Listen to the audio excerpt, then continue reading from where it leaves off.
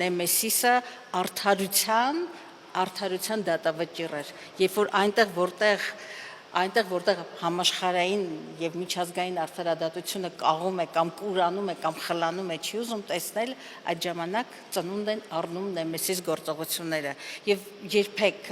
Նեմեսիսը որպես գաղափարախոսություն ինձ համար եւ շատ հազարների համար ինքը պատմության գրկում չի մնացել, ուրեմն ամեն անգամ երբ որ մենք պիտի համաշխարհային անարդարության դեմ բախվենք, մենք պիտի ունենանք մեր ներքին Նեմեսիսը, դա կլինի քաղաքական վարքով, ազգային համոզումով, դա կլինի հավաքական ռազմավարությամբ, թե կլինի նաև ես այս պարագայում դիտարկում եմ, որ Բիրգիթը, որը գրքի հեղինակն է, մենք այդպիսի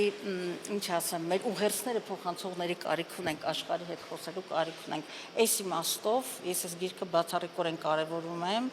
եւ մանավանդ երբ որ այն համեմատում եմ Նասրվա մեր խոսույթների եւ պետական պաշտոնական урացման այս ֆոնին, ուզում եմ մեկ անգամ եւս հաստատել, որ ամեն ինչ կորած չէ, մեր դատը արդար է եւ Նեմեսիսը լայն իմաստով գոյության իրավունք ունի, քանի մենք չենք հասել մեր ազգային արժանապատվության եւ արդարության ճանաչմանը